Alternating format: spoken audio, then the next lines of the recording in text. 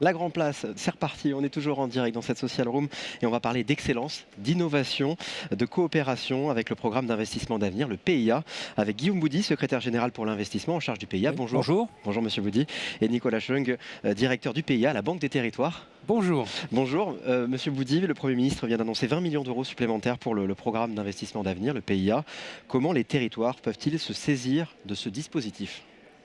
Alors, d'abord, il faut rajouter quelques zéros parce que c'est 20 milliards. 20, j'ai dit quoi 20, oui, pardon. Voilà. 20 milliards. 20 millions, c'est déjà une somme. Mais bon, 20 milliards, c'est mieux oui, non, pour les territoires. Voilà. Important. Donc, c'est effectivement, voilà, comme j'ai eu l'occasion de le dire sur un plateau de ce magnifique événement du Printemps des territoires, ce sont d'abord des investissements qui se déploient sur les territoires, vraiment. Que ce soit dans les universités, des laboratoires ou des entreprises. Il se fait par ailleurs en partenariat avec les collectivités, puisque nous avons un partenariat depuis déjà le précédent programme avec les régions et que nous doublons à hauteur de 500 millions d'euros, les régions mettant elles aussi 500 millions d'euros avec une déconcentration, c'est-à-dire on remet le pouvoir de décision au préfet de région, conjointement avec les présidents de région qui vont décider des investissements en leur double nom, si je puis dire. Donc voilà, ça c'est aussi une démarche un peu expérimentale et intéressante évidemment pour l'État. Et puis enfin, nous allons chercher les innovations qui sont dans les territoires. On a mené avec la Banque des Territoires, Caisse des Dépôts, un programme qui s'appelle Territoire d'innovation, qui permet d'aller chercher des innovations qui naissent dans les territoires. On les sélectionne et on les soutient massivement puisqu'on a mis 450 millions d'euros à ce service. Voilà. Alors, le nouveau PIA 4 des fameux 20 milliards, il est là pour appuyer à la fois répondre aux grands enjeux de société que vivent évidemment les territoires et leurs habitants. Je pense par exemple à l'énergie. Nous avons une stratégie qui a été annoncée par M. le maire et Mme Pompili sur l'hydrogène, et notamment les usages de l'hydrogène, mais très concrètement, ça va être les usages de ce qu'on appelle les transports lourds, c'est-à-dire les bus, les trains, les bennes à ordures, voilà, qui vont passer progressivement à l'hydrogène. Nous avons également une stratégie qui est en préparation sur l'enseignement et le numérique. Comment on introduit dans l'école de manière intelligente, coordonnée et en formant les enseignants et les parents d'ailleurs à la maîtrise de ces outils numériques dans l'enseignement. On a des sujets sur la santé digitale qui touchent directement les Français et notamment les territoires dans lesquels la population médicale disparaît. Et donc là, il y a des réponses. Alors ça ne fera pas tout parce que le contact avec un médecin reste important, avec des établissements hospitaliers aussi. Mais il y a des techniques qui permettent aujourd'hui d'accompagner les patients. Je prends un exemple qui est vraiment rentré aujourd'hui dans la vie courante, mais qui a été une innovation à l'époque. Ce sont les fameux bracelets ou les fameux colliers que les seniors peuvent appuyer sur lesquels ils peuvent appuyer pour déclencher une alarme. Ça, c'était une innovation il y a 15 ans. Il y a d'autres innovations qui sont en train d'arriver et que nous soutenons à la fois dans la recherche, mais aussi dans les entreprises, parce qu'une grande partie de l'innovation se trouve dans les entreprises. Voilà.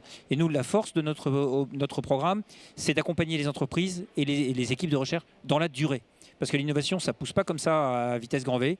C'est une petite fleur d'abord, un petit germe, puis ensuite il faut l'arroser, il faut en prendre soin pour que ça devienne demain un beau baobab ou un beau chêne, puisque évidemment on essaie de promouvoir les espèces nationales et françaises. Nicolas Chung, finalement, quel est le rôle de la Banque des Territoires dans ce dispositif dont vient de parler Guillaume Boudy ? Alors, la Banque des Territoires est un opérateur du programme d'investissement d'avenir. Donc, nous travaillons tous les jours pour Guillaume Boudy et concrètement, nous sommes un point d'entrée pour les territoires, le point d'entrée pour le PIA. Okay. Nous publions sur nos plateformes les appels à projets du programme d'investissement d'avenir.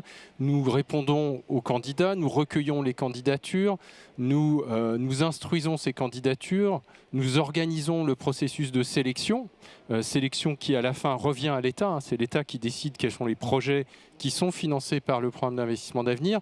Ensuite, l'État nous repasse la main. Et nous sécurisons ce financement en signant des conventions avec chaque porteur de projet. Depuis 10 ans, nous avons accompagné plus de 1600 porteurs de projets. C'est beaucoup. Nous signons ces conventions et ensuite nous versons les fonds au fur et à mesure de l'avancement des projets. Effectivement, comment vous sélectionnez? Vous parlez d'appel à projet, vous parlez effectivement de choisir des projets. Comment ça se passe concrètement? Enfin, comment ça marche? Concrètement, Ça se décide? oui, donc les candidats rédigent un dossier.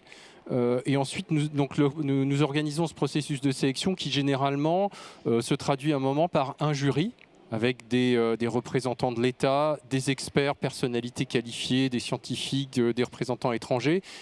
Il peut y avoir des auditions, hein, on va dialoguer avec les candidats et à la fin, il y a un classement, hein, parce que le programme d'investissement d'avenir, vous l'avez dit, c'est l'excellence et l'excellence, c'est la sélectivité.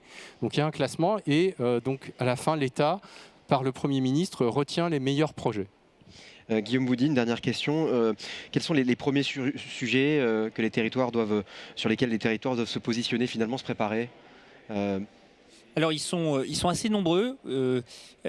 Si on regarde les stratégies qui sont en cours de préparation, alors il y a des stratégies qui peuvent paraître très technologiques. Je prends un exemple, c'est la cybersécurité.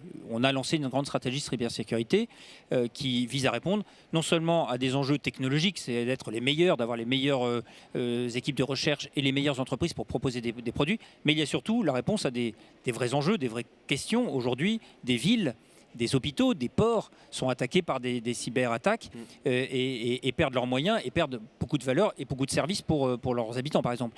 Et donc, on vient de lancer avec la Banque des Territoires un appel à manifestation d'intérêt aujourd'hui. Donc, j'engage les acteurs à venir le consulter en ligne sur le site du secrétariat général, mais aussi sur celui de la Caisse.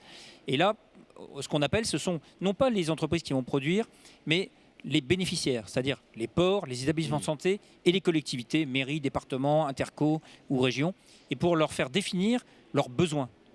Donc on leur demande de définir le besoin, de définir avec l'aide d'ailleurs de la Caisse des dépôts, la Banque des Territoires, un cahier des charges. Et à partir de ce cahier des charges, on appellera des candidats, entreprises, pour répondre concrètement à ce problème. Donc vous avez compris, ce n'est pas un programme parisien totalement conceptuel, c'est un programme qui est vraiment à l'écoute des territoires, de leurs besoins et surtout des habitants, nos concitoyens.